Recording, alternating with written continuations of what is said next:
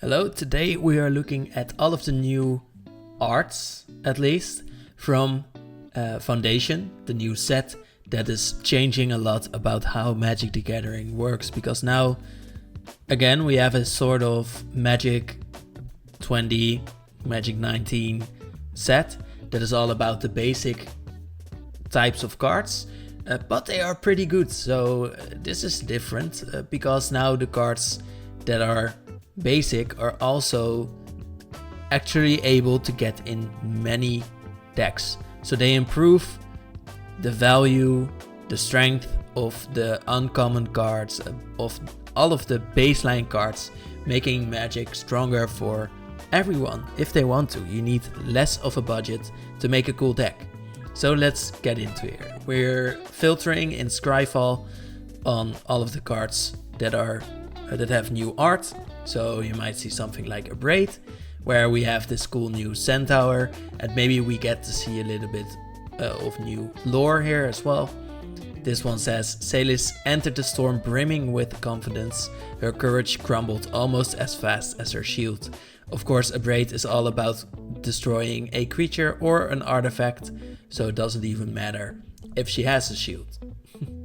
Next up is the Abyssal Harvester, and you will be seeing a little bit of this shakiness here because we are doing it with Scryfall, and I think it's all about the value of us going through them.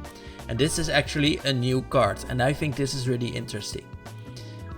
Why? I'll tell you in a bit. So we have the Abyssal Harvester, 3 mana for a 3/2, so decent body. It's a rare, so it should be pretty good. Tapping it lets you exile target creature from a graveyard that was put there this turn. So milling it, whatever.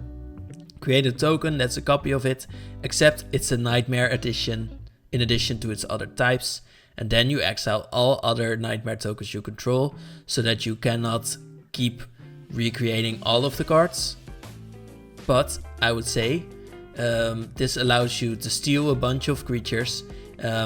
Getting just one out is really strong, and I think this goes in so many decks, and that's what the Foundation set should be about. So this one could go into any graveyard deck, but also any deck that is just about milling or killing other stuff. Basically any black deck, you would say. So this is something that goes into so many decks that I think this is a perfect Foundation card, and it's not bad. You can put this in many decks and you wouldn't feel bad about it at all. Next up is Ajani, Color of the Pride. So this is a small planeswalker, but pretty strong. And here you do see the direct ties already to the old Magic 2013-14 sets, because this card was in there as well.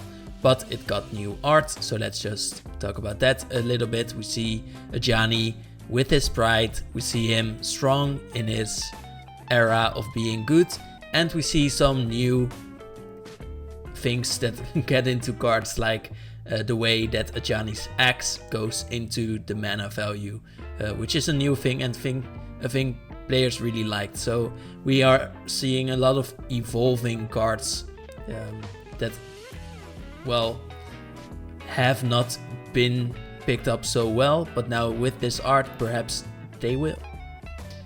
And of course I think they are really telling us that yes, Magic core sets weren't really strong, but they did deliver some strong cards like Ajani's Bridemaid, which is a card that goes well in any live game deck. So it is a little bit specific, but I think they wanted to put a callback to those older sets. And I think it's pretty rad that this guy has a spear with the head being another lion. Isn't that just about what Pride is about?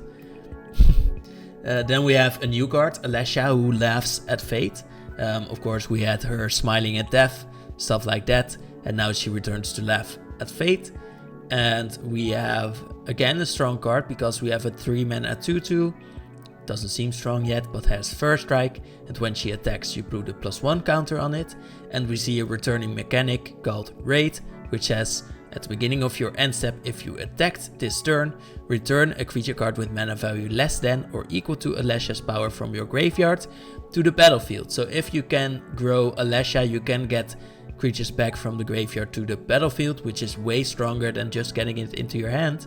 Because if you can get an expensive creature back onto the battlefield, then often that can be a game-winning swing.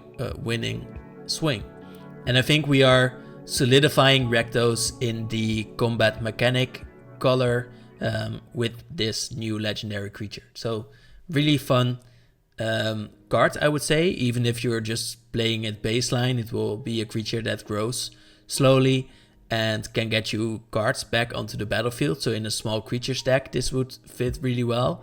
But also this could go greatly in any deck that wants big creatures back onto the battlefield, or maybe you can build an Alessia deck on her own.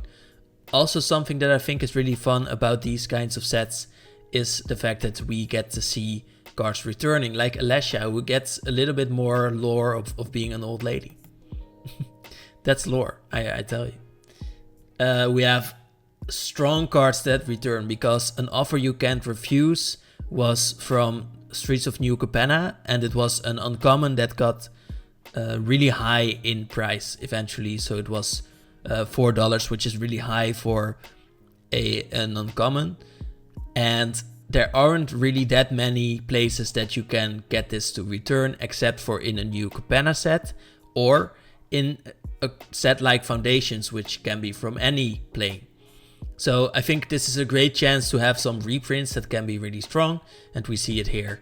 We also see a little bit of flavor from a Mafia boss on New Capenna saying, "I sincerely regret that your place of business burned itself down after you declined our protection," so that we know from which family it is. Tell me down below in the comments. New cards, we have more. Anthem of the Champions, and we are only at A. So there are a lot of new cards, and I think this is really fun to go through. And here I think you would think you see a Celestian card here. Well, it's green and white, but this is actually from Theros. One, because of the cool outside of the card, which is showing us the cool enchantment part of this. It's a 2-mana enchantment that grows creatures, and it says it just plainly in the flavor. Setessa is protected by 4 warrior factions, each named for an animal. United, they can repel any threat to their polis. So a bunch of lore here about a small part of Theros, and I think that's really cool. We have 4 factions protecting Setessa, and they're all about, I think, eagles, snakes, wolves, and lions. So that's a bunch of information, and we're really wondering about those factions and what they do now. So this is really good for getting a view of what people find interesting as well. So for example, we have a card returning, or a character returning from their commander position, where they fronted a cat commander deck. Arabo, the First Fang, is an avatar of all cats and lions, that you see them have respect for the big lion. And it also says in the flavor, it said all cats in the multiverse trace their lineage back to him, from the meekest kitten to the mightiest lion. So you can see this guy chasing a laser pointer. It's toned down a little from the Eminence ability that it got. It's a 3-mana 2/2 that gives other cats +1/+1. So it's a lord, which I think is really fitting. And whenever it or another non-token cat you control enters, you create another 1/1 white cat. So new cards, new art, and we see a bunch more from Arabo, that Arabo is actually among the tigers and lions of a plane this time. Another new card is the Arbiter of Woe, an uncommon that is really expensive. It costs 6 mana, and as an additional cost to cast the spell you have to sacrifice a creature. So really big cost for a flying 5/4, so not really that strong on its body. And then it says, when this creature enters, each opponent discards a card and loses 2 life. You draw a card and gain 2 life. So there is a bunch of upside here, and you get a big flyer, so could be playable, but I think this is more to, I don't know actually, maybe to make this draft playable or something. It feels like that actually. So that's actually also interesting that they want this to be a draft environment as well. I'm not sure about that, but could be fun because there's so much freedom on the set. They can do anything. They're not bound by a plane or anything. Next up, we have the Arcane Epiphany, a 5 mana instant that lets you draw 3 cards. So usually for 2 mana you get to draw 1 card, for 4 mana you get to draw 2, and now for 5 you can draw 3. I think that's fair. I think there were many iterations of draw 3, and this is just a little bit stronger. This is another thing they have been doing, making certain abilities that should be for everyone a little bit stronger, and it has an additional ability where this spell costs 1 less to cast if you control a wizard, so situationally it can go into a wizard deck and just be a better 4 mana draw 2 because it draws 3. Easy as that. We have a returning plane here with Kaldheim, the Archmage of Runes, a 5 mana giant wizard who is a big blocker. It's a 3/6 and makes your instant and sorcery spells 1 less to cast. Now usually these kinds of effects are a bit cheaper at 3 or 4 mana, I think, so that effect isn't as strong on this big guy, but it also says whenever you cast an instant or sorcery spell you draw a card. So this card does double duty, making the decks that are about spell slingers more consistent for people that don't want to pay for 2 cards at once. I think this is one of the ones that has been projected to be more expensive, but the prices of course will lower a bunch once the set gets down to the public. A new Gruul card, the Ashroot Animist, which I think might be from Bloomburrow, but I'm not really sure. It's a 4 mana 4/4, so a big body, which we expect from Gruul, and it has Trample, which we expect from Gruul. And whenever this creature attacks, another creature you control gains Trample, which we expect from Gruul, and +X/+X, where X is this creature's power, which I think we can expect from Gruul. The flavor, we will burn down the old growth of civilization, which we can, well, you know the drill, and nurture what sprouts from the ashes, which also we can expect. Now we have actually a card returning from Bloomburrow, one we can be sure about, the Banner of Kinship, because this has cute mice and a bunch of houses in the background. And if I know something, a card that goes with any type of creature will be really strong. But this is a 5 mana artifact, so it's really expensive and can be removed really easily. This one says, as this artifact enters, you choose a creature type. Let's say you have 5 mice, for example. This enters with 5 fellowship counters for every mouse you control. And then creatures you control, mice, who are of that type, get +1/+1 for each fellowship counter on this artifact. So if you add 5 mice, now you have 5 mice that have +5/+5. So can be really strong, but it's really easy to remove. So not sure, but this goes into any type of deck. So again, a really flexible card that makes any deck easier to play. So I love these flexible cards because of what they bring, actually. Because they bring a way for many people to play, even if you don't want to spend way too much mana. Even if these cards will be really expensive, they will bring the prices down of other cards. Back to Kaldheim, I would say. We have a Berserker, which is really Kaldheim-like, and we have the light wavy things in the air. Says, whenever you attack, target creature you control gets +1/+0 and gains menace until end of turn. Seems like, to me, another draft card, so would be fun. We have the Beastskin Ranger, a common. I'm really curious about what they will do with this. I think fun that we have some cards that we don't really know what plane they are from, for sure.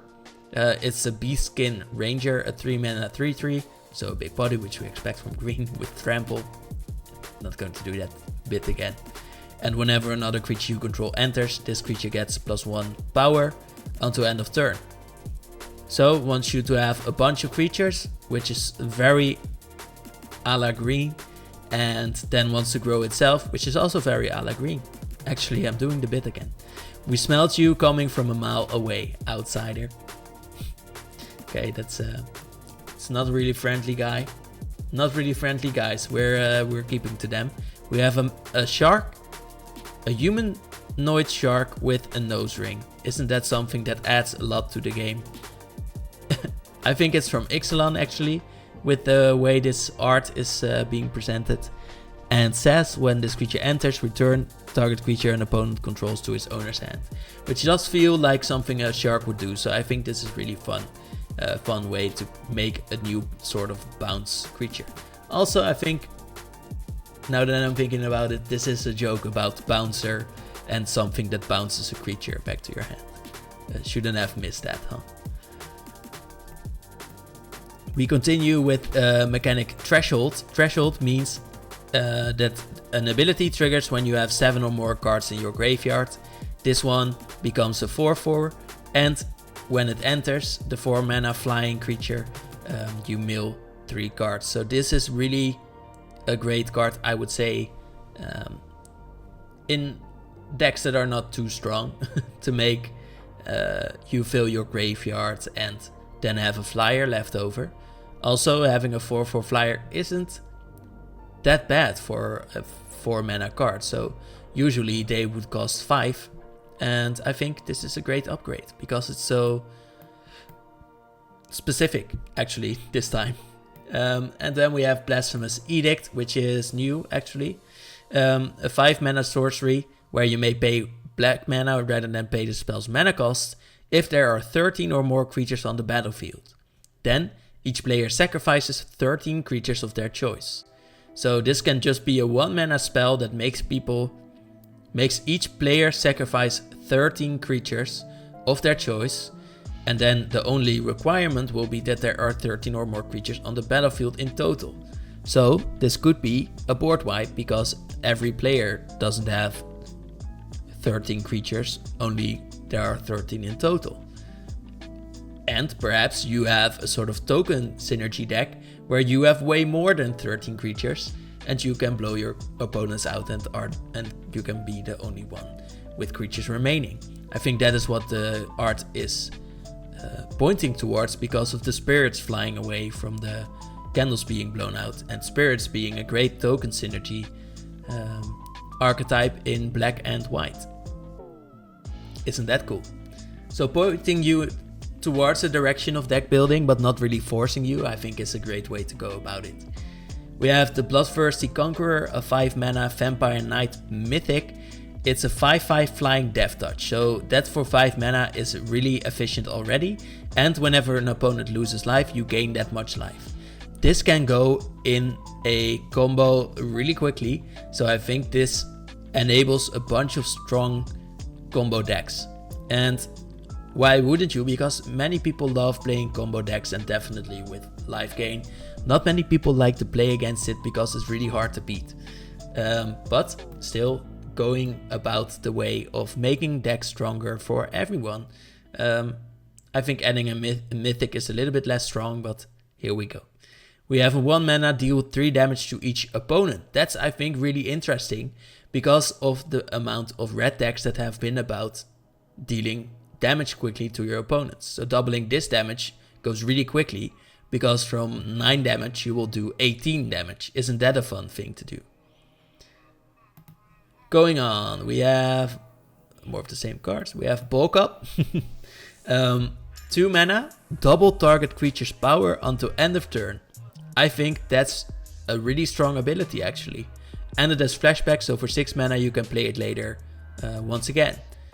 2 mana to double target creature's power can be a really fun way of finishing games, and I think this is something new players should be wanting to experiment with, because don't you want your 6/6 to be a 12/12? Wouldn't that be really cool? Or at least a 12/6. I think that's also what this is showing us, that lorefully, power is all about your arms and toughness is all about your body. So this guy's body won't grow along with his power. Isn't that really cool? We have the Cackling Prowler, a prowler that can't really hide very well because it keeps laughing. Really sad art. 4 mana 4/3 with Ward that rhymes perfectly. And morbid, because yes, it is a morbid art. And the morbid ability gives you at the beginning of your end step, if a creature died this turn, which is what morbid means, you put a +1 counter on this creature, because he loves to prowl on the things that died. Then we go on to a cuter card, the Cat Collector, a 3 mana 3/2 that says, when it enters, you create a food token. And that's exactly how she collects her cats, because when you gain life, when you sacrifice a food, when you give food to a cat, it will stay around. So you get to create a 1/1 white cat creature token because you gave it food. Isn't that really cute? That also rhymes. We have the Celestial Armor, which I think is from Capenna again. So I think we haven't really seen a lot from Capenna. There's so much more to explore. And now we get to see a little bit more. I think that's really a cool part about Foundations as well. We have a 3 mana equipment that has flash, so you can play it, get it onto the battlefield, even if it's on your opponent's turn, for example. And when it enters, you attach it to target creature you control, and it gains hexproof and indestructible until end of turn. So this rare is a great way to protect your creatures. Of course, definitely in an equipment type deck, but there are many decks that want you to protect a creature, and protection spells are things that go into any deck, so I think this is really cool to add. It also gives the equipped creature 2 extra power and flying, so it goes into flying decks as well. I think this is really flexible, and I love it. I love the flexible cards.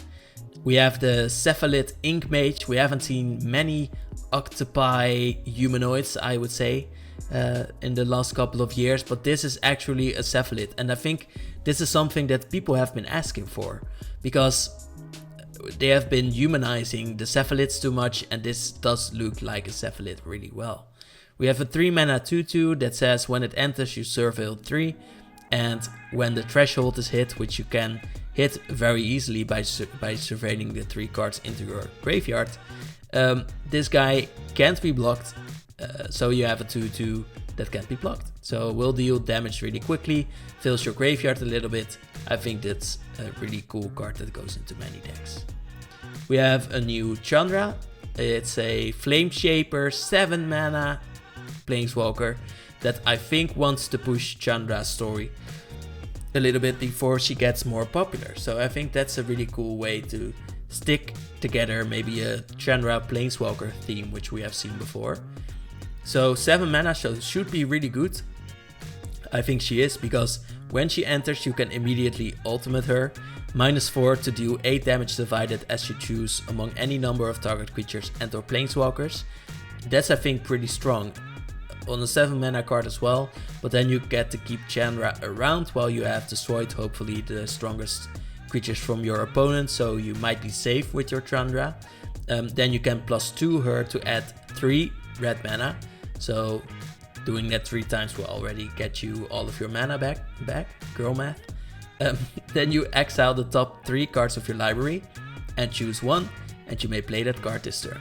That's really good filtering, so I think this is again a really flexible card that is all about Chandra as well, because of dealing a bunch of damage really in a controlled way, which is also very telling for Chandra, because usually she isn't able to divide her damage, but she learned it from Jaya, and now she has really mastered her pyromancy, so she's the Flame Shaper, and it's about getting a bunch of mana because of how well she's able to do that, which has actually linked her to Nissa in the past. And for her +1 says create a token that's a copy of target creature you control, except it has haste and you have to sacrifice it. So another thing to copy many tokens, and I think we're getting to a base Chandra that I think can be really fun to play with. Claws out, so we have the cat theme of course, and we're building further upon it. It's a 5 mana instant that costs 1 less for each cat you control, can be up to, or can get down to 2 mana if you wanted to get there, and will give creatures +2/+2 until end of turn. So if you have 3 cats, you will have at least 3 3s on your battlefield. The big cats are out. the Klinkwant. That's a cool name to say if that's how the word goes. It's a Sky Mage, a 4-mana bird that looks Jeskai to me. And of course we are returning to the plane, so maybe this is a bit of a hype card as well. It's a 4-mana 1/1 with flying, but that's expensive. But does say whenever you draw a card, put a +1 counter on this creature. And drawing cards to put +1 counters on creatures is really easy and can get you into combo territory. Despite their advanced intellect, some even never quite shake their instinctive need to collect shiny baubles. I think that's a great piece of lore of these birds that always steal your valuables. About stealing valuables, I haven't planned this, honestly, not like that. We have a card that is actually returning. It's Confiscate, so has been around for a really long time, and I think mostly hasn't really been easy to play. So I think that's why it hasn't really popped off, but it's a 6-mana enchantment that lets you steal a permanent. And I think we're mostly looking at the art here because of the Strixhaven, Quandrix, teacher-student vibe, where Quandrix student has actually stolen a pest from another school, and now they have to get punishment because they have stolen from another class, and the teachers won't let you steal from the other classes, even if they have a little bit of rivalry themselves. She did bring enough for the whole class though. That's nice of her.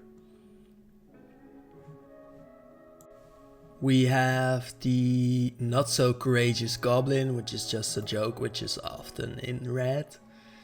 The Crackling Cyclops, a 3-mana card that is all about non-creature spells, playing a bunch of them, making it stronger, which we have seen a lot of. But this one is a little bit more expensive. I think that is a little theme that we are seeing here, where we have existing mechanics bumped up in power, but they are a bunch more expensive. Maybe this adds a little bit of flexibility to your deck building, or I honestly don't know why else you would make that. We have the Crypt Feaster, a zombie that wants to, well, menace in as a 4-mana 3/4, but also gets 2 extra power when you hit the threshold. We have a 2-mana Barricade, and this one is a rare again, so let's look at it a little bit more deeply. I think what we're seeing here is an Ikoria wall, where the humans have put the crystals in their wall to protect themselves, which is a little bit weird, because that will make more of the big creatures. So we have the Day Squad Captain Crack saying good as new, but honestly I don't think they will manage very long. It's a 2-mana wall that says you have the hexproof, so well, that is great protection for you, and you prevent all non-combat damage that would be dealt to other creatures you control. So this wall actually makes your other creatures into great walls as well. I think that's a really strong creature. Definitely as a rare that will definitely make wall decks stronger, but any deck that wants to be on the defensive as well. If you know what I mean. The Curator of Destinies looks a little bit creepy to me. It's a 6-mana Sphinx, a 5/5 flying, which Sphinxes often are. Is really good at stacking rocks. Can't be countered. What do you want more out of your Sphinx? Well, when this creature enters, you look at the top 5 cards of your library, separate them into a face down and a face up pile, and an opponent chooses one of those, and you put that pile into your hand and the other into your graveyard, meaning that this is all about the fate lying in your opponent's hands. And maybe they can get to play the Curator of Destinies for you. Maybe that's how you should feel about that one. Here we have the Dauntless Veteran, which is a human, which is all about strengthening your other creatures. Creatures you control get +1/+1 when this attacks. It's hard to attack with because it's a 3-mana, well, in that case 3/3. So will need to be strengthened up by others as well, but this one won't be daunted. It's a veteran, so maybe she will survive again. Now we have new art for Day of Judgment, which is a 4-mana destroy all creature spell. And I think this adds a lot to the power of the white archetype of being strong and destroying all creatures, together with black and then red. So I think they want to push white being a strong color for that. And this actually isn't a really expensive board wipe either. So I think not many reasons not to run this in many of your decks. We have the Dazzling Angel, a 3-mana angel that has flying, and whenever another creature you control enters, you gain 1 life. We have a bunch of these effects, but now it's on an angel as well, so really this adds another card to the staple that is honestly really strong, but there have been so many versions printed of it that you can actually build a deck around these types of things really easily.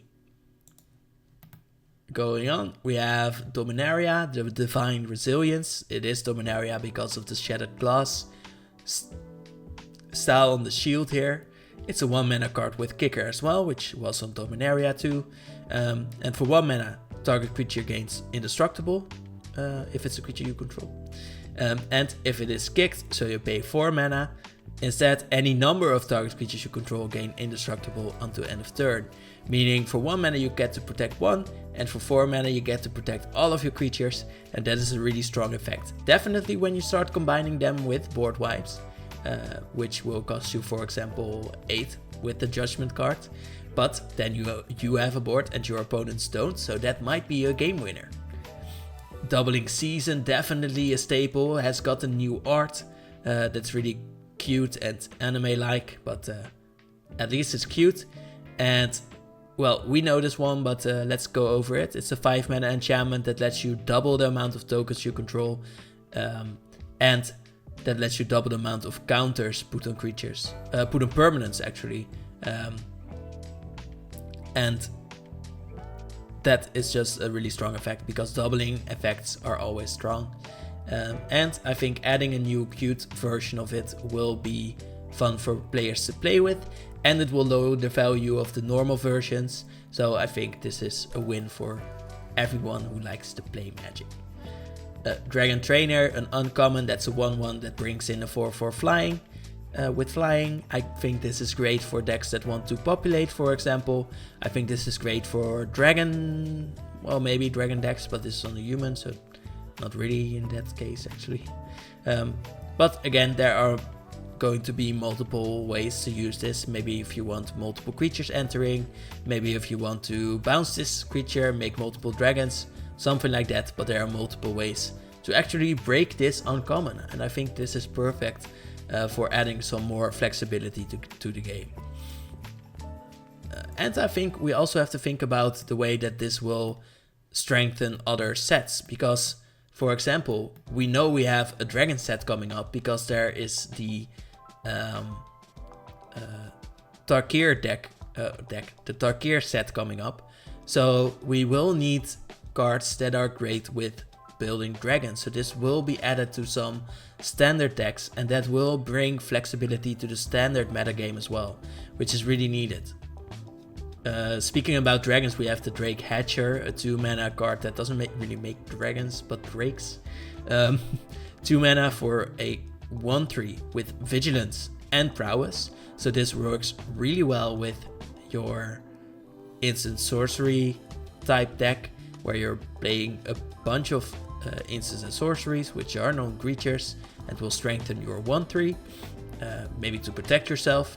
And whenever this creature deals combat damage to a player, so you do want to attack with it, you put that many incubation counters on it, and that many means that every time you prowess this creature, you get another damage being dealt to the player, and you get another incubation counter, and then you can remove 3 of them to create a 2/2 Drake. Now, we have seen cards that create Drakes whenever you play, I think, a non-creature spell, maybe instant or sorcery, but this is a weaker version, definitely, but it's also on a great creature. So this is, again, way more flexible and could be a strong enabler for many instant and sorcery decks or flying decks, many types of decks. Dreadwing Scavenger is the Dimir bird.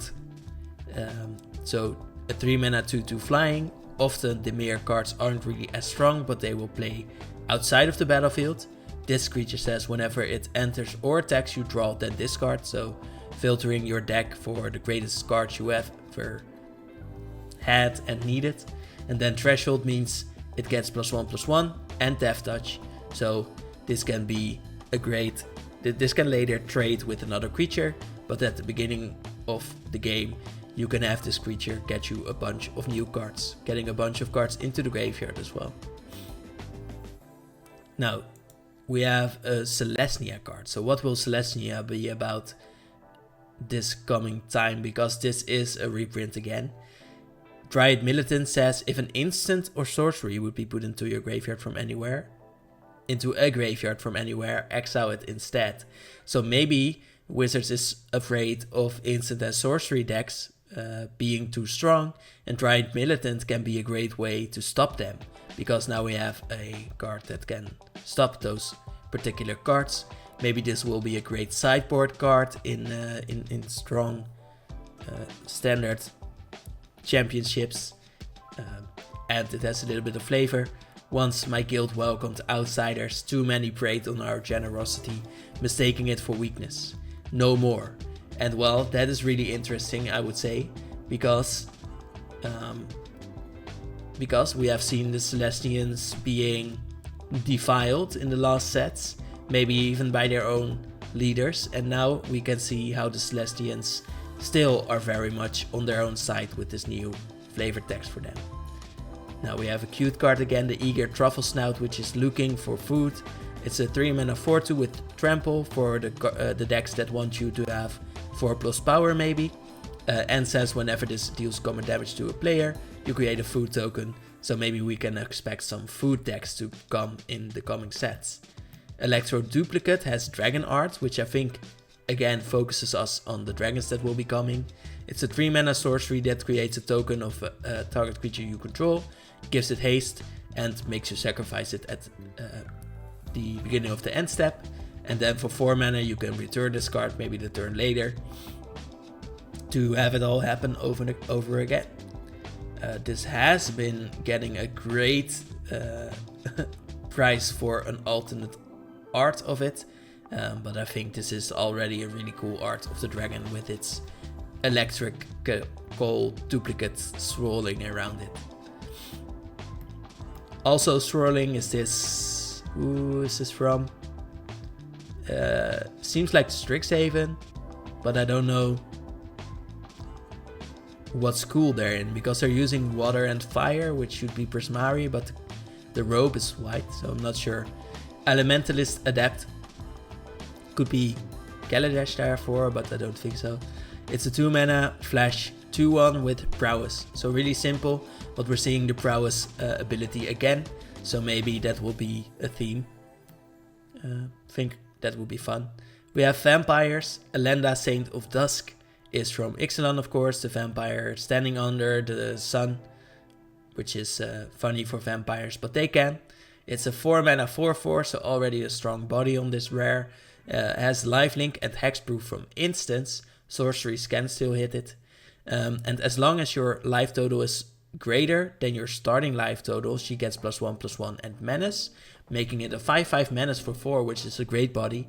And then when you have 10 more than your starting life total, she becomes a 10/10 with menace, and that is actually really good on a life linker. The Elf-Sworn Giant maybe points us in the direction of elves, but I'm not sure. At least landfall, because this 5 mana 5/3 with reach does enable you to get a 1/1 whenever a land enters. And one thing that I also find fun is the fact that this power is so much more than its defense, so maybe it can be used once to block, and maybe we have a sort of mechanic later with power. So again, the 4+ power thing might be here a theme. More elves, so 4 mana 4/3 that lets you return a permanent from your graveyard to your hand. We have seen that on other cards as well, where cards return cards from your graveyard to your hand, and I think this is just another addition to it. Won't be really expensive because it will return the card to your hand, and most players want to return permanents to your battlefield nowadays, but this is definitely a value piece that you can use. Erudite Wizard is an old woman, a 3 mana 2/3, that says whenever you draw your second card each turn, you put a +1 counter on this creature. We have seen it before on the flyer, where every card you draw puts a +1 counter on them, so not really that strong in this case, but just really shows us how there will be a lot of card draw decks, I think, later. Etali gets to return SC with a new art, so we know this guy, girl, I don't know, but has been a really popular card because of its ability. When it attacks, you exile the top card of each player's library and then you may cast them without paying their mana cost, and people love that stormy feeling. And now we have a big art which is really explosive, I would say, and really dynamic, that people will love to play. I'm positively sure about it. And the art is from the original artist that made the first Etali, so I think he really had a lot of fun with this. I think he must have. Exemplar of Light is from Zendikar, an angel with the light around its eyes to make it blind for its mistakes of the past. A 4 mana 3/3 that whenever you gain life puts a +1 counter on it. So that's sort of the Pridemate vibe that we're getting here again. So life gain might be another theme that we're going into. Whenever you put 1 or more +1 counters on the creature, you also draw a card once each turn. So if you can do that once on every one's turn, you will get to draw 4 cards in a turn cycle, get a 7/7, which you got for 4 mana, and this is really easy to trigger and get out of control really quickly. I think this is a great card for life gain decks. Feybloom Trick, a 3 mana instant that creates 2 blue fairy creature tokens with flying. This trick has been done before, where we have an instant or sorcery in instant and sorcery decks that also makes creatures, and that gets to be a very strong card that really glues many decks together, because you need instant sorceries and creatures, and this one does 2 of the 3 things. And when you do create those creatures, you also tap target creature an opponent controls, so that's just an extra, I would say. Felidar Savior is a 4 mana cat, playing into the cat theme, so we're really hoping to get a bunch more cat decks in the future. Felidar Savior is a 4 mana 2/3 with lifelink, so also goes into the life gain decks, and says when this creature enters, put a +1 counter on each of up to 2 other target creatures you control. And we have seen a bunch of other +1 counter synergies, so we really get to see the flexibility of these cards. And a cute cat. Felling Blow is just a removal, I would say. 3 mana on a Kaldheim Elf that gets to destroy a demon, put a +1 counter on the creature, then deals damage equal to its power to target creature and opponent controls. Indeed a removal, and they are not welcome in Scamfar, the place where the elves live. Fiendish Panda is a bear, actually, is scratching its back against bamboo, I'm thinking, and is eating bones, so it actually eats flesh. Do pandas do that in real life? I don't think so.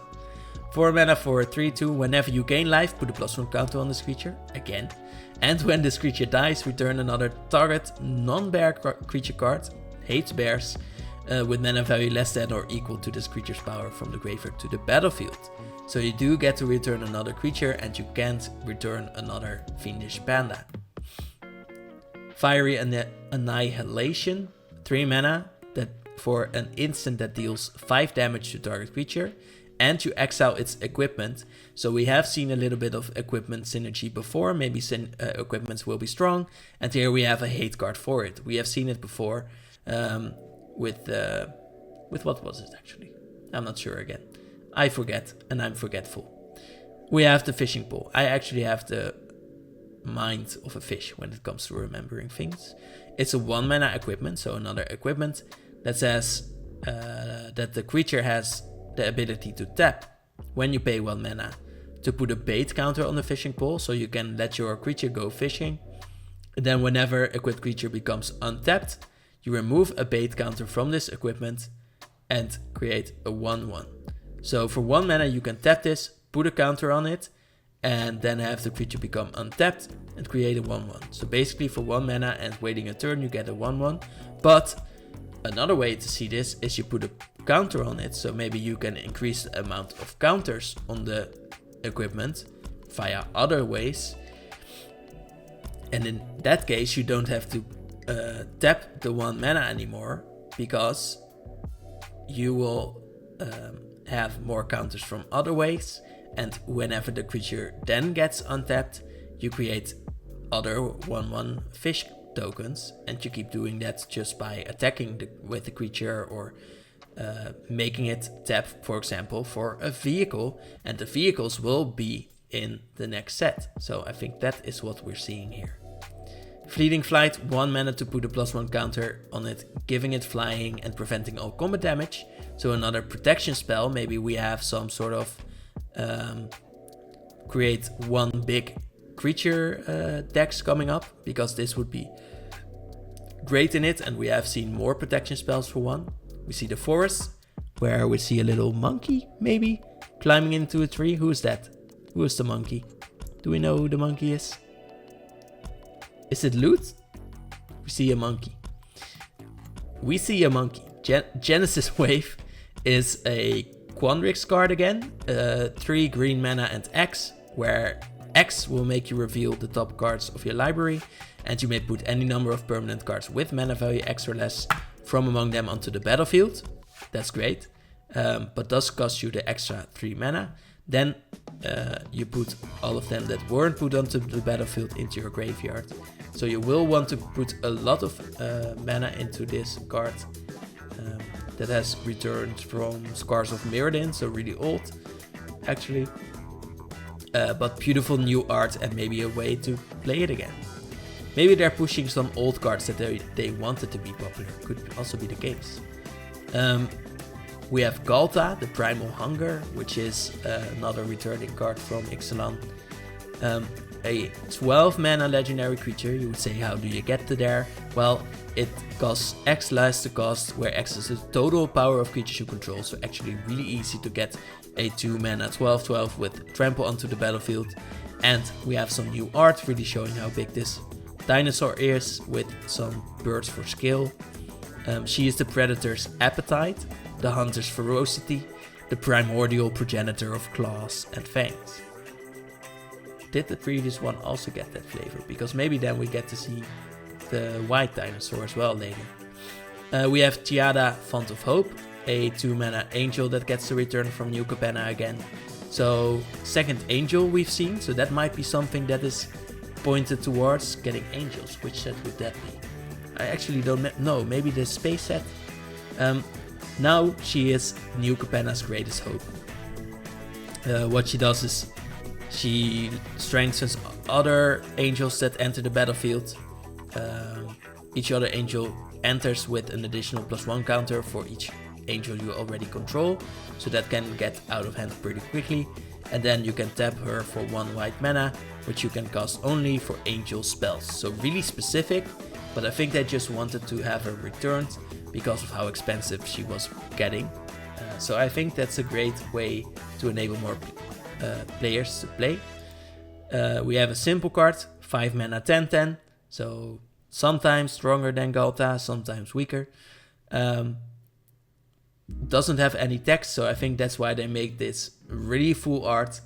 And before we have seen it in other fun ways of not getting any text at all.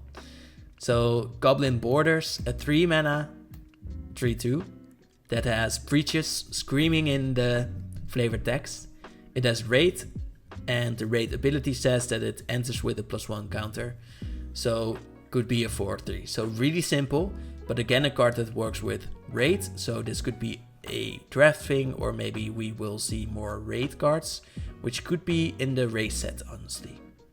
We have Goblin Negotiation, which deals damage to a creature, then it lets you create a bunch of 1/1s, so maybe token synergy will be in the upcoming sets. We have another raid card, the Gorehorn Raider, that has Raid, deal 2 damage to any target. So another card that removes some things maybe, but it's on a 5 mana 4/4, so you don't really want to play that probably.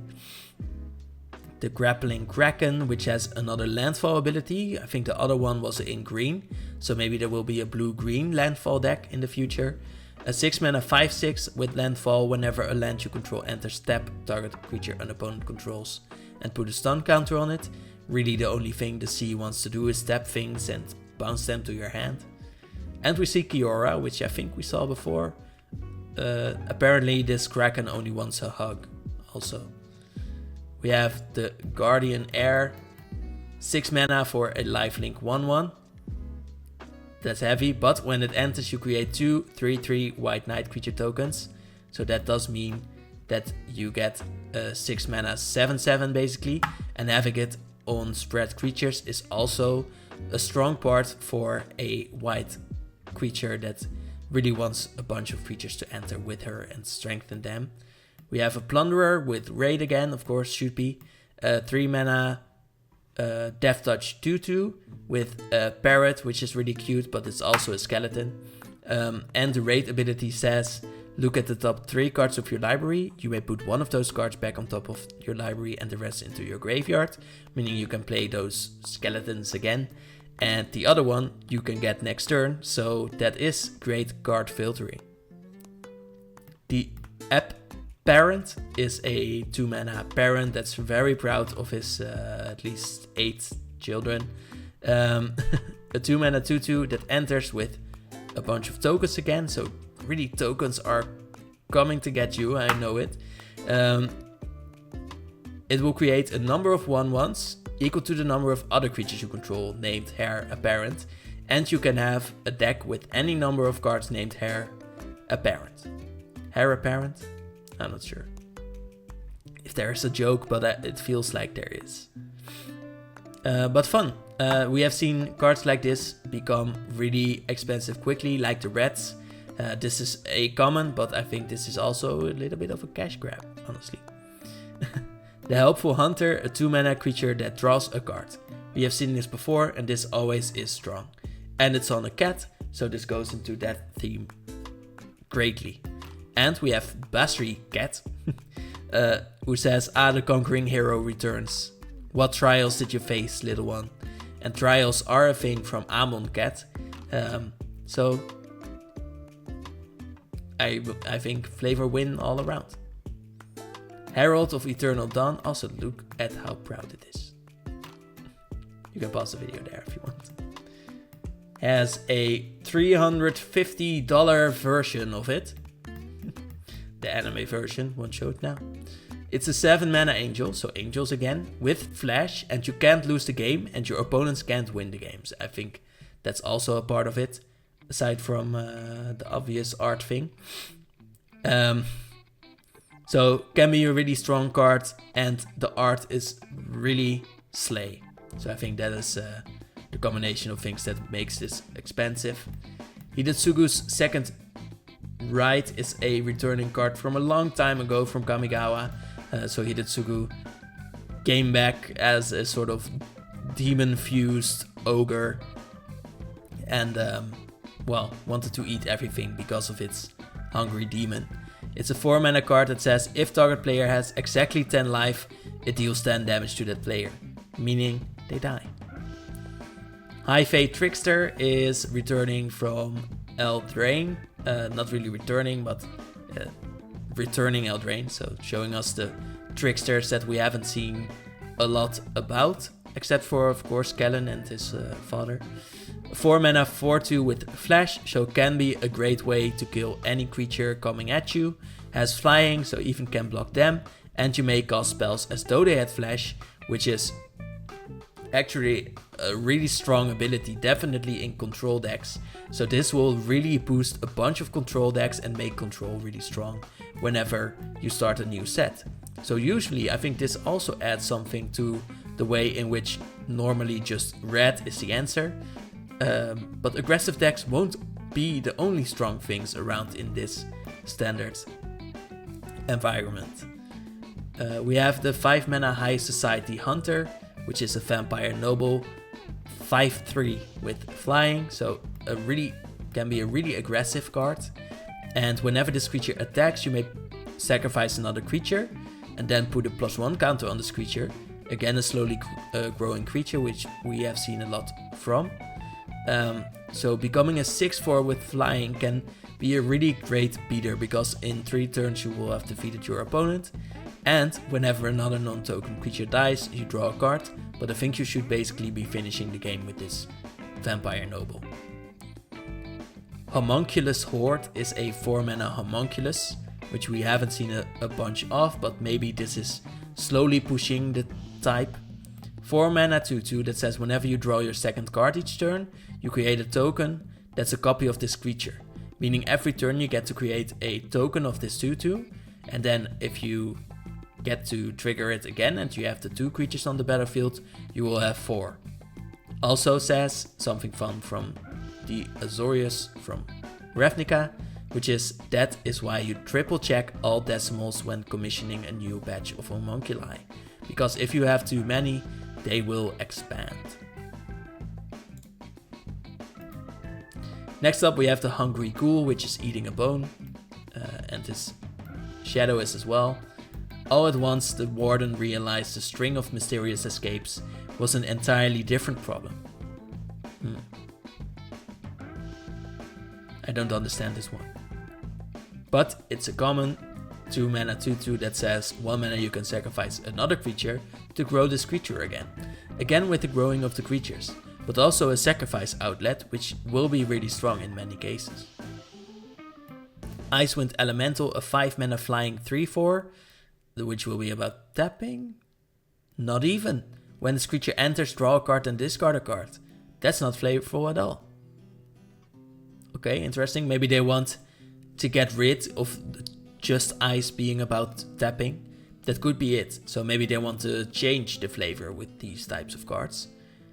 Incinerating Blast, returning Chandra, a 5-mana sorcery that says deal 6 damage to target creature, showing us how Chandra isn't just about controlled magic yet. And you may discard a card, draw a card, so definitely not controlled. Most Pyromancers could never summon the sheer heat necessary to melt solid rock, but most Pyromancers are in Chandra Nalaar.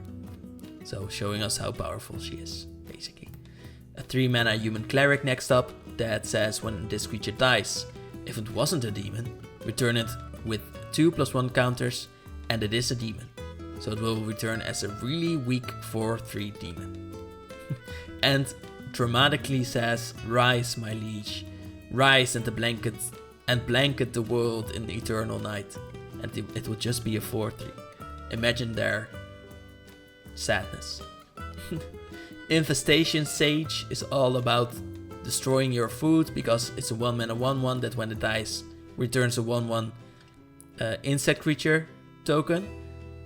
Black and green, so Golgari for this card, but it's really about the token synergy which it will have with white, I think, as we have seen.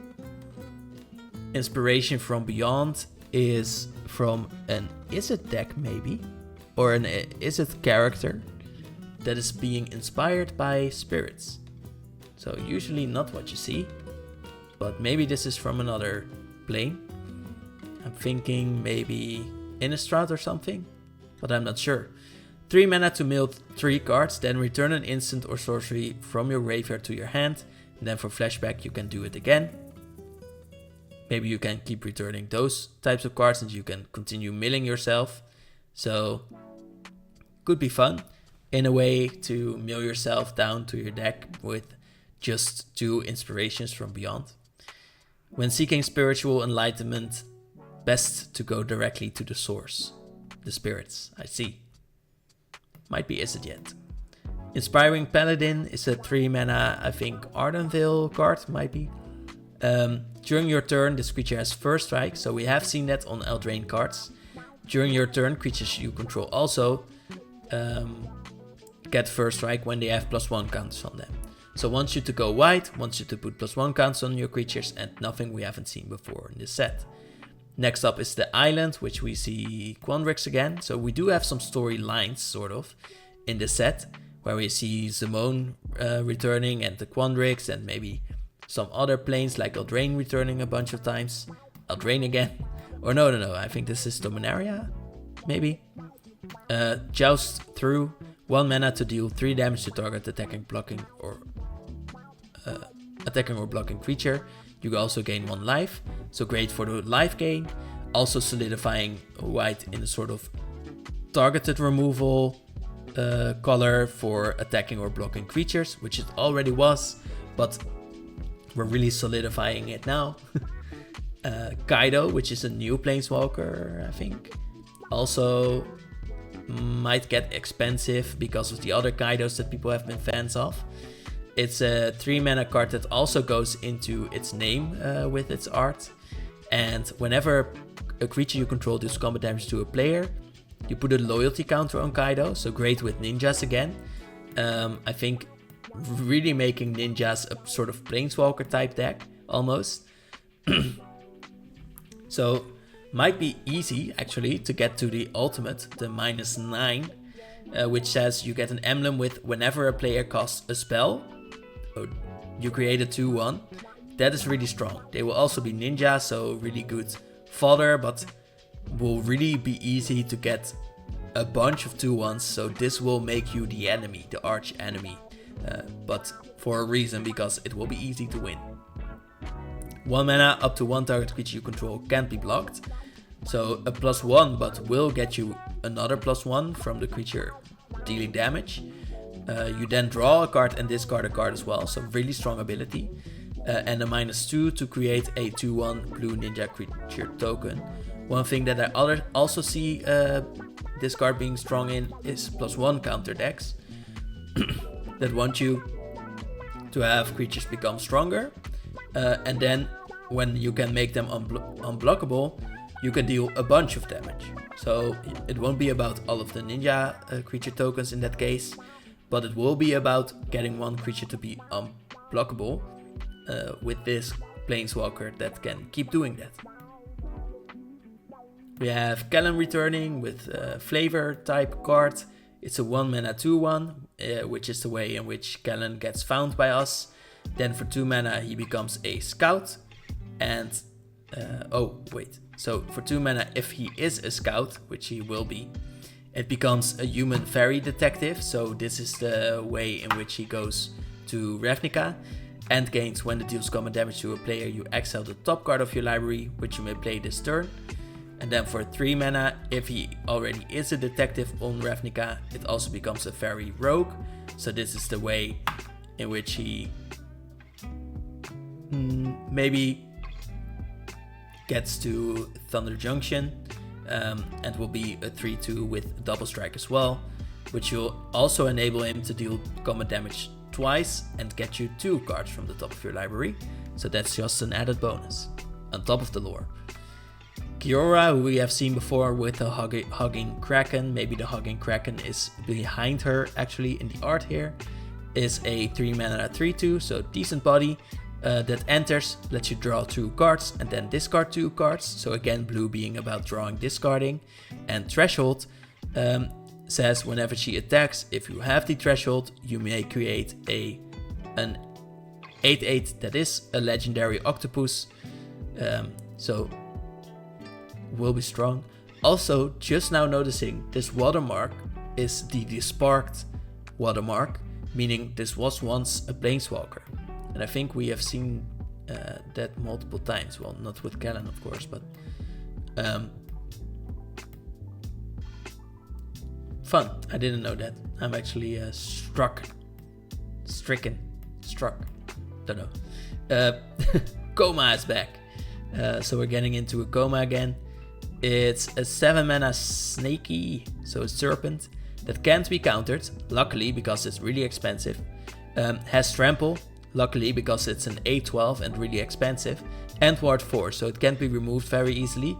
And whenever it deals combat damage to a player, which it can do with its trample, you create 4 3/3s named Koma's Coil. The gods imprisoned Koma, fearing he would eventually devour the cosmos itself. And it can because of the amount of 3/3s it will make. 4 3/3s means another 12 damage, mind you that. Krenko the mob boss returns, returning card as well, nothing new here, but just Krenko entering in with his mob. So he has really gotten into his strength now. And this card once began as just a lowly one goblin with one goblin in the background, and now look at his team. And his crown, honestly. Really a vibe, him here. We have Kaikar returning, not his card, but of course the character. 4 mana, 3/4 that has flying, because he is a bird still. And whenever you cast a non-creature, you choose one. You create a 1/1 spirit, which Kaikar has been known to do. So now you're making more spirits with Kaikars. Or exile another target creature you control, return him onto the battlefield under its owner's control at the beginning of the next end step. So maybe protecting those creatures, maybe just using them for their enter the battlefield effects. But this can be a really strong and flexible card that is great in its colors. Lathril returns actually as the same card that it has always been. Really popular Golgari commander, and I think for a good reason. 4 mana, 2/3 that says when it deals combat damage to a player, create that many 1/1s. So you want to strengthen that Lathril, maybe get her in, deal some damage, then create a bunch of 1/1s, and then you can tap her and 10 untapped elves to deal 10 damage and have you gain 10 life. We're also seeing a bit more flavor in the art here, where Lathril's getting her sword from her people, and we're really seeing her getting into her strength here. Bait of the Elves also seems to mean that she is a power aside from the Elven King's princess. Leyline X, we are getting into the basics of Magic the Gathering with the coming sets, where we are diving deep into what's behind being a Planeswalker, what it all means. And now we have the Leyline X, a 4 mana equipment that is a leyline as well, because when it is in your opening hand, you may begin with the game onto the battlefield. That's what leylines do. So really playing with those types of stories that Magic cards can play, like leylines. And for 3 mana you can equip the 4 mana equipment to give +1/+1, double strike and trample, and that's a great combination because it will protect your creature while attacking because it can strike first, it will double the damage because of the double strike, and give it trample so that it can get through. So a great equipment, I would say, definitely for equipment decks that want to get equipments out on the battlefield really early, and with a leyline card you can definitely do that. A card that is returning is Liliana, which I think is a really interesting piece of art here, because I think she didn't have that veil at the moment that we see her in right now. So Liliana Dreadhorde General is from the War of the Spark set, and she definitely didn't have that there, did she? Well, we are seeing the warriors she is leading, and her, I think, one of her strongest Planeswalker cards, where whenever a creature you control dies, you draw a card. So great for control and great as a value finisher that can also keep creating 2/2s that when they die, draw you more cards. So this can get out of hand quickly. And let me know what you think about the veil being on her face there. Llanowar Elves, another big staple that is a mythic. Has Llanowar Elves always been a mythic? No, it is a common actually. Okay, they just made it a mythic. I don't know, but I think maybe because of the art, something like that, cute anime art, new for the Llanowar Elves, and maybe this will make it cheaper. Let's just keep it at that. We have Loot, the Exuberant Explorer, a 3 mana cute beast that I might have called a monkey today. You may play an additional land on each of your turns. Always a strong thing, definitely on cheaper cards like this one. And then for 6 mana you can tap him. I like this. Look at the top 6 cards of your library. You may reveal a creature card with mana value less than or equal to the number of lands you control, and put it onto the battlefield.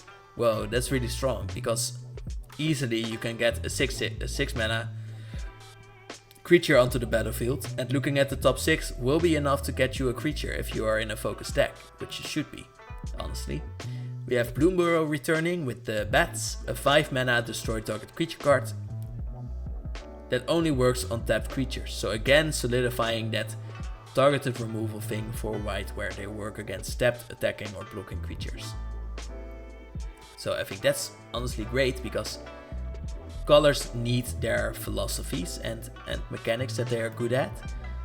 We have the Lunar Insight, another rare. It's a 3 mana sorcery that lets you draw a card for each different mana value among non-land permanents you control. So if you have 5, you will draw 5 for 3 mana. Usually this will net you 2, maybe in some cases 1, but usually 2, I think, if it's a 3 mana sorcery. And it's pretty easy to have at least 3 different mana values on the battlefield.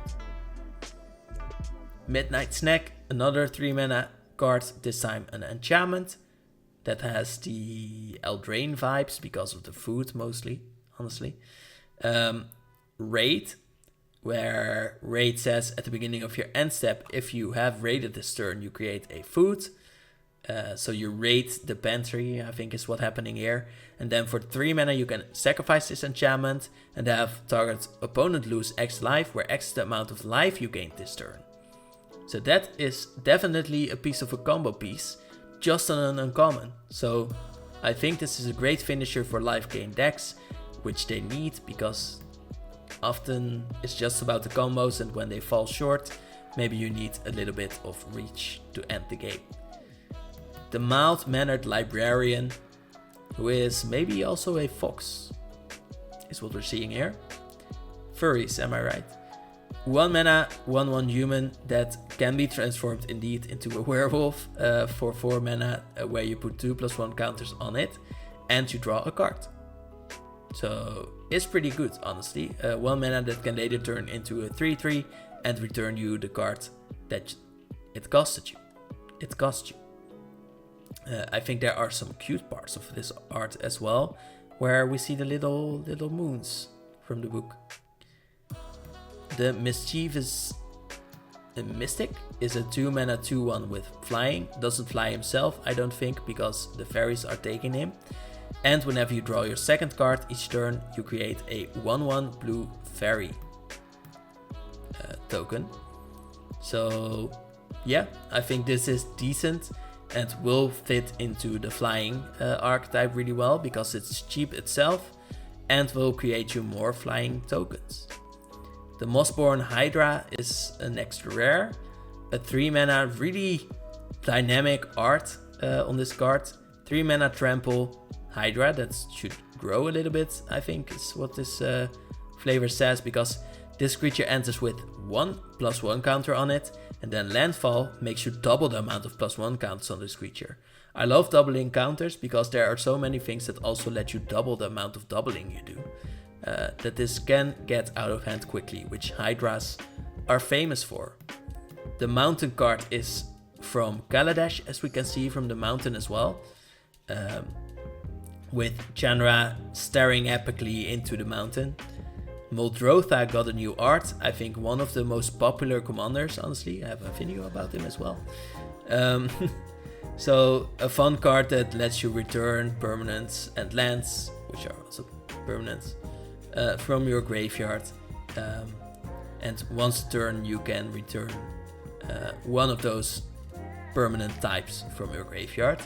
So lets you get a bunch of value, seems slow, but if you can get all the amounts, all the types of permanents into your graveyard, this will be a really fast tide of stuff that you get to throw at your opponents. The Needletooth Pack is a new type of animal where we are really wondering whether this is actually a dinosaur. Well, I am. It's a 5 mana 4/5 with Morbid, where the Morbid says put 2/1 counters on target creature you control. So they can grow into strong creatures. And again, they are scavenging like the previous Morbid creature was. And Vivian Reed actually says nature's greatest predators sometimes come in small packages. A lot of small packages.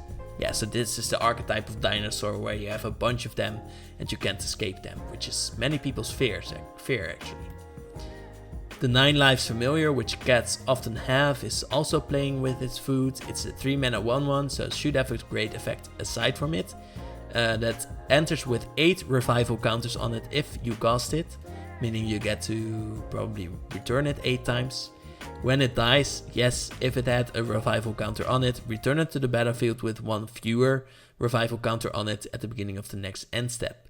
Now there are probably ways in which you can increase the amount of counters on this and have it live forever, which you should, because you are a kind person. Niv Mizzet is a 6 mana again, but this time not with the crazy cost of blue, blue, blue, red, red, red, but just 4 blue and red. For a 5/5 with flying, so not the greatest body, but you have no maximum hand size, meaning you get to be as smart as you want, and whenever a source you control deals non-common damage to an opponent, you draw that many cards, meaning if you get that card from before for 1 mana where you deal 9 damage to your opponents, you get to draw 9 cards and you are off to the races. So that card was definitely meant for the Niv Mizzet. Omniscience gets a new art that I think is really awesome. It really makes us think about the Strixhaven type of book cards, but is actually being quoted by Gatwick the Wizened, who is a magician from Eldraine, saying, "Knowing everything reveals not answers, but in fact their profound absence of answers." Think about that, and don't think about it because you will be sad, I think. Perforating Artist is a Rakdos knife thrower that says the first 3 rows of the audience are marketed as the slash zone, marketed as if people want to sit there. 3 mana 3/2 with Death Touch, and Raid, where when you raid at the beginning of your end step, each opponent loses 3 life unless that player sacrifices a non-land permanent of their choice or discards a card. So your opponents get 3 choices, but that is definitely a devil's dilemma. Phyrexian Arena gets a new art, definitely another card that needs to be reprinted all the time because people want an enchantment that gets them a card every turn. And we get to see more of the Phyrexian Arena, which I think people will find cool as well. This time with the new Mirrodin soldiers being defeated by the Phyrexian big guy that always lets you discard all your cards. On the plains we have Ajani looking at the sun, so there's a staring theme going on here too. Preposterous Proportions is a 7 mana sorcery that lets all of your creatures get an extra +10/+10 and vigilance, so if the +10/+10 wasn't enough, you get to protect yourself later as well. But having 10 scrolls attack as 11/11s will be, on one hand, preposterous, but on the other hand, really funny, I would say. Prideful Parent has his little guy biting his tail, but still he's proudful and crying a little bit on the inside. A 3 mana 2/2 with Vigilance that when it enters, you create another 1/1 white cat. Again showing us the token synergy, again showing us the focus on cats, and just a really cute art on top of that. Progenitus gets a new anime art, being a really big dragon with 5 heads for all of the 5 colors. I think a really fun card for many people from before. Has been really expensive, I think mostly because of the feeling it gave people, I would say. But also it's just a WUBRG commander maybe that has protection from everything. And if it would be put into a graveyard from anywhere, you may reveal it and shuffle it into its owner's library instead. Meaning it's a sort of inevitability that Eldrazi only can give you usually, but this time on all 5 colors. Pyromancer's Goggles really shows how I am right every time, because this is about the Chandra archetype, a 5 mana legendary artifact that lets you tap it for 1 red mana, and when that mana is spent to cast a red instant sorcery, you get to instant or sorcery, you get to copy that spell, and you may choose new targets for the copy. And shows us a little bit more about Chandra as well. Chandra treasures her mentor's goggles not for their magical properties, but for the memory of the woman who taught her to truly harness the power of fire.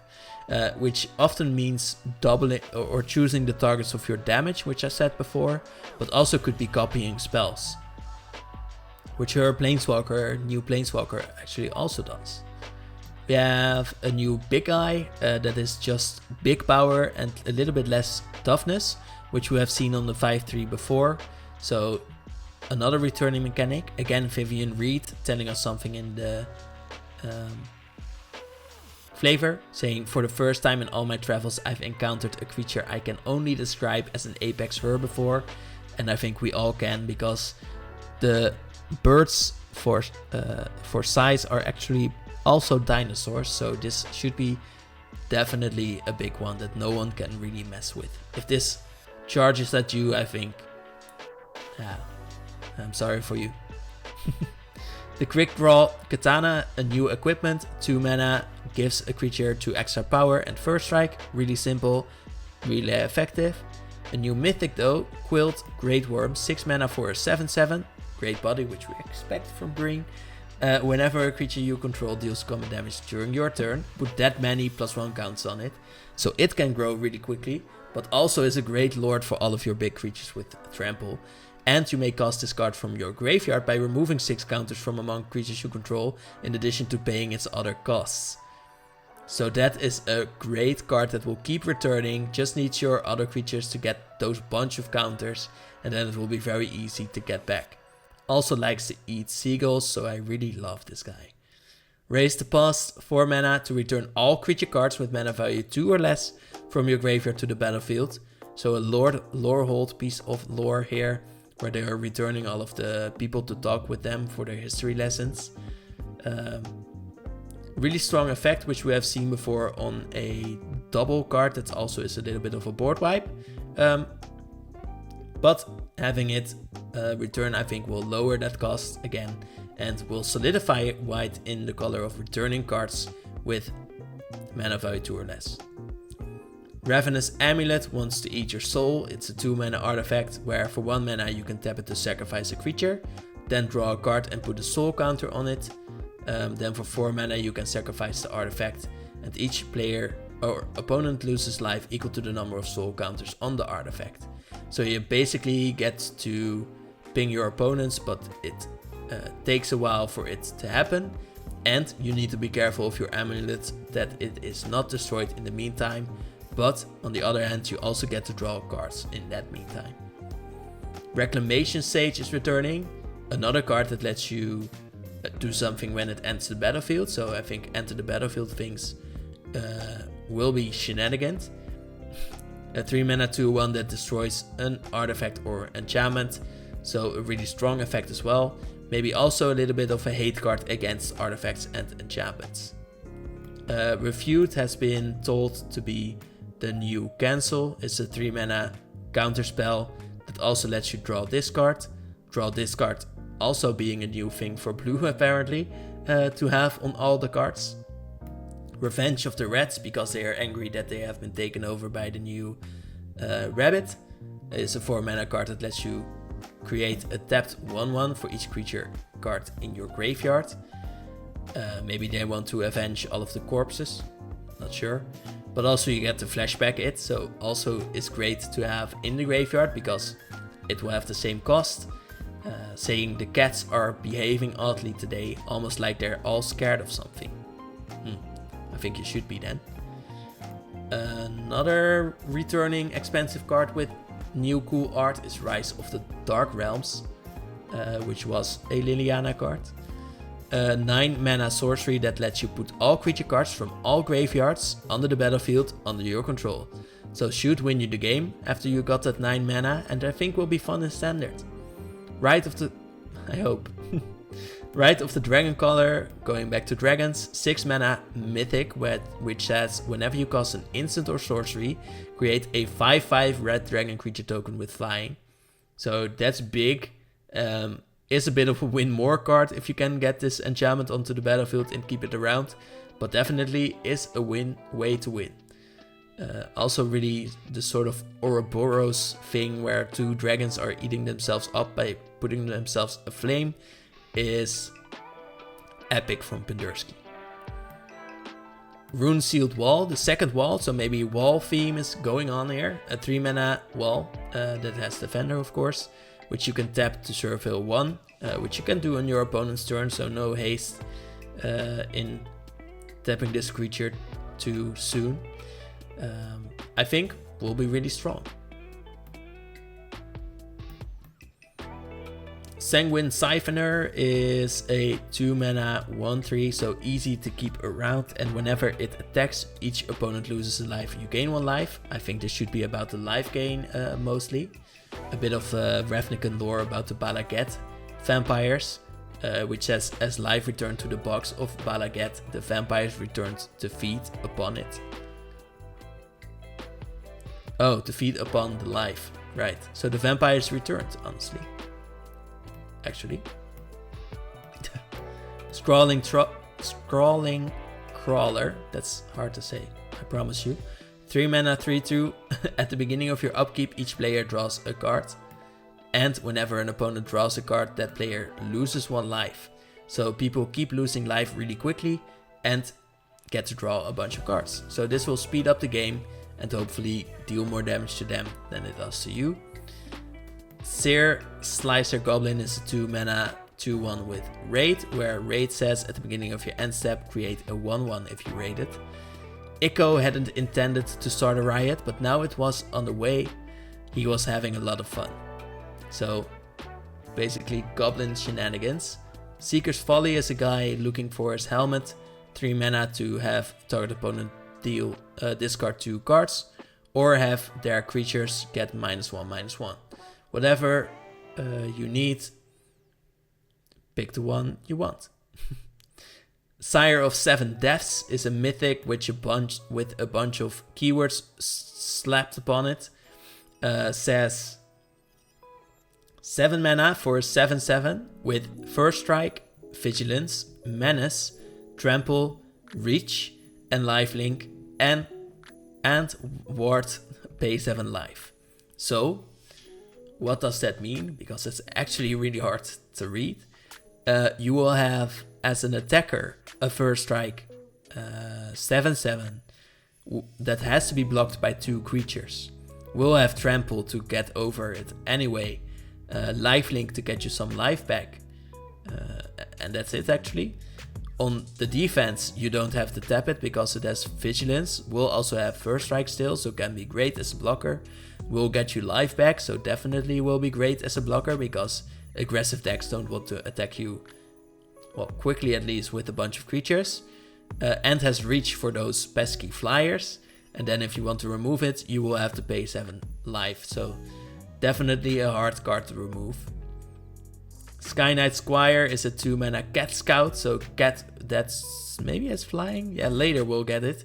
Whenever another creature you control enters, put a +1 counter on this creature. And then when it has 3 or more, it gets flying and becomes a knight. Isn't that really cool? Before Pashin could become the greatest Sky Knight in this kingdom, he'd have to survive his first flight. Sky Knight, does that mean he is Boros? I don't know, but works with many creatures again and works with cats. So that's all we need to know. Skyship Buccaneer, Bucko, is from Kaladesh and also a pirate, so he has Raid again. And its Raid is an enter the battlefield where you can draw a card. But this is also a 5 mana 4/3 with flying, which is what you should expect from a flying creature. So still pretty strong as a body. Slumbering Cerberus is a 2 mana 4/2, so that's too big. So what's happening here? Doesn't untap during your untap step, but at the beginning of each end step, if a creature died this turn, you untap the creature.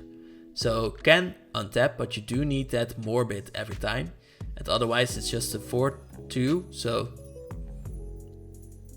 will die pretty easily, but could also be a guard dog. And in that case, it is definitely a good blocker for at least 1 creature. Solemn Simulacrum is returning. I think they said something like, we want cards that feel like magic cards. A 4-mana 2/2 that you might know if you play Commander, that says when it enters, search your library for a basic land card, put it onto battlefield tapped, then shuffle, and when it dies, you may draw a card. So this was intended as a way to be able to be played in enter the battlefield decks and in decks that want you to sacrifice your creatures, and definitely was a successful one. We have a new common, that's a zombie, that when it enters you exile 2 cards from a single graveyard, so graveyard hate on a zombie, and then if at least 1 creature card was exiled this way, you drain your opponents for 2 and only gaining 2 life. Going on, we have a land, a rare that says tap for colorless mana, so definitely a little bit of the Eldrazi vibe. And for 4 mana can become a 3/3 with Vigilance, and will have all creature types, so will be definitely a card that fits in many typal decks. Sower of Chaos is another devil, I think the second one we've seen, that forces another creature to be unable to block. Has gotten the clothes from a Cathar. After a few minutes in the Cathar's attire, Fizric started getting all kinds of new ideas. Maybe he's rallying them up. Maybe he's actually not getting that chaos. Maybe he is getting order. Might be. Second Sphinx alarm. 4 mana 3/3. So big body for a flyer. Also has flash. And whenever this creature attacks, target instant or sorcery card in your graveyard gains flashback. So you can play any instant or sorcery from your graveyard for their original card, for their original mana cost.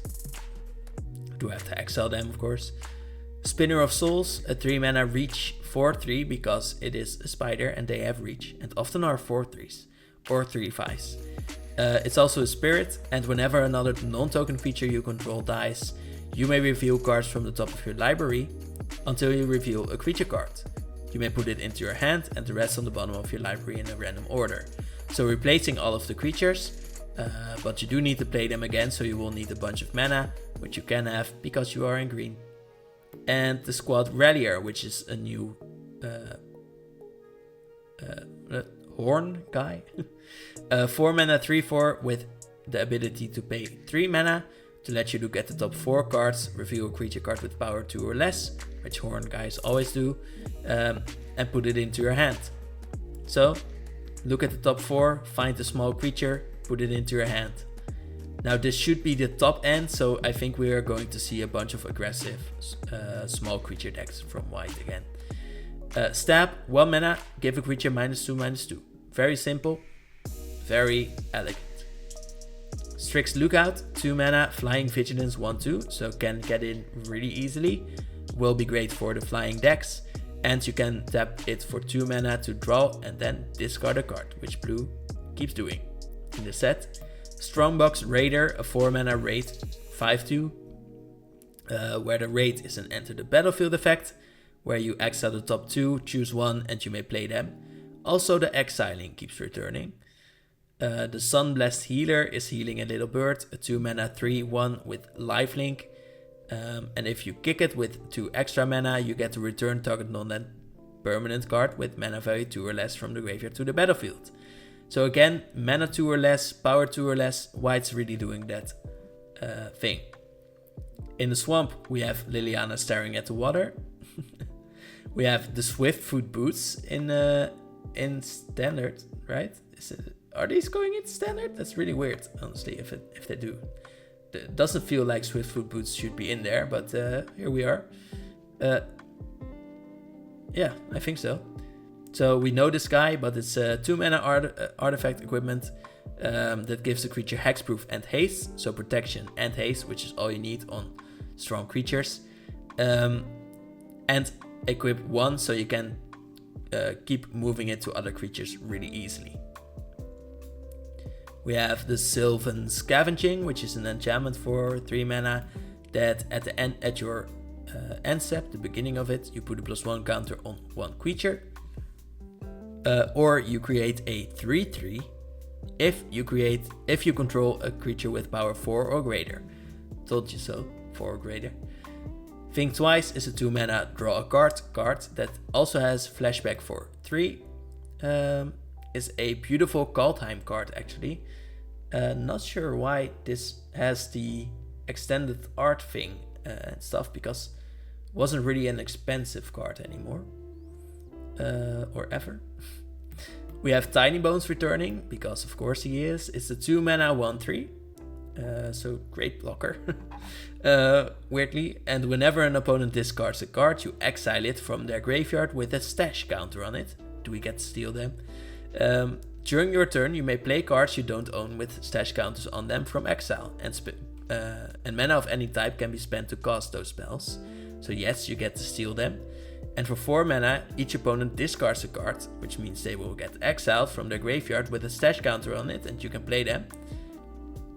So, basically, just as good as the 6 mana red dinosaur.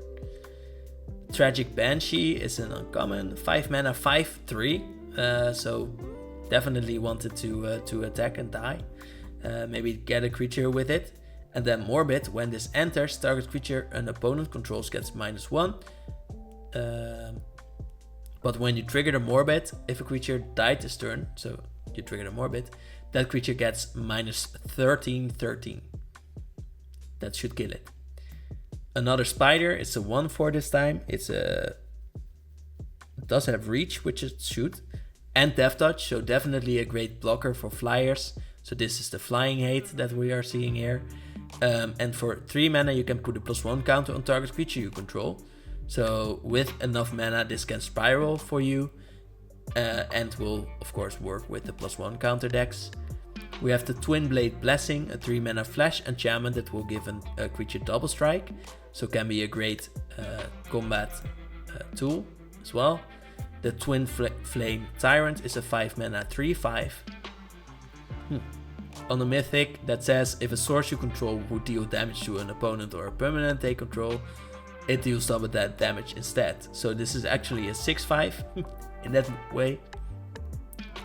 And doubles your other damage sources as well. The Uncharted Voyage is a Theros guy going into the underworld for 4 mana and instant that says target creature's owners puts it either on top or the bottom of their library. That has been getting stronger because I think that costs 5 before. And Serval 1, so you get a little bit of a bonus as well for yourself. Valkyrie's Skull is a 5 mana mythic that says whenever a non-token, non-angel creature you control dies, so a non-angel synergy, you return it to the battlefield under its owner's control with a +1 counter on it, and it will become an angel with flying as well. Welcome, worthy one. So all of your cards will be worthy. Isn't that a flex? We have the Vampire Gourmand, who likes to eat people, a 2 mana 2/2. Whenever it attacks, you may sacrifice another creature, eat them. If you do, draw, and this creature can't be blocked. That's actually really cool. He asked me if I wanted to come in for a bite to eat. Who am I to turn down a stranger's kindness? Smug. Another vampire, the Soul Caller, a 5 mana guy that flies with his Ixalan Wispy magic. So 5 mana 3/2 for a flying vampire warlock that cannot block, and when this creature enters, you return target creature card from your graveyard to your hand. So a little bit of a bonus there, but I think mostly you want... No, actually I don't know what you want. Should be filler, I think. Vanguard Seraph, a 4 mana angel with the light thing. That's a 3/3 with flying, so that's honestly casted. And whenever you gain life for the first time each turn, you surveil 1. So a little bit of a bonus there, but I think this is honestly keeping together the life gain, maybe the surveilling and the angel archetypes. The Vengeful Blood Witch, a 2 mana vampire warlock that says whenever this creature or another creature you control dies, target opponent loses 1 life and you gain 1 life. So about the aristocrat life. Vivian Reed is still here. We have a Planeswalker rounding up this set, which is a 5 mana Planeswalker that we have seen before in the core set, 2019, at least. Look at the top 4 cards of your library. You may reveal a creature or land and put it into your hand. Destroy an artifact, enchantment, or creature with flying with the -3, which is the bow ability, fittingly. And if you can get to the -8, you get an emblem with creatures you control get +2/+2, vigilance, trample, and indestructible, which should at least make every creature useful. Wardens of the Cycle is a new card again, 4 mana uncommon with Morbid for the beginning of your end step, where you can choose to gain 2 life or draw a card and lose a life, which is the cycle of life, gaining life and then losing a life to draw a card. Simone, another mythic, 4 mana for a 1/4, where she says at the beginning of combat on your turn, put a +1 counter on each of up to 2 target creatures you control, and for 2 mana you can double the number of each kind of counter on up to 2 target creatures and or artifacts you control. That is really strong. Definitely for counter decks. Definitely for one of my decks. So this should be fun. Zul Ashur is assuring us that it's good as a rare. A 2 mana 2/2 with ward pay to life. Not too much of a protection. And you can tap it to cast target zombie creature card from your graveyard this turn. That's really good because you don't have to exile it after that. And that was it for the set, actually, which is logical after 2 cards with a Z. Which one is your favorite? Let me know, and I want to thank you for watching. Bye.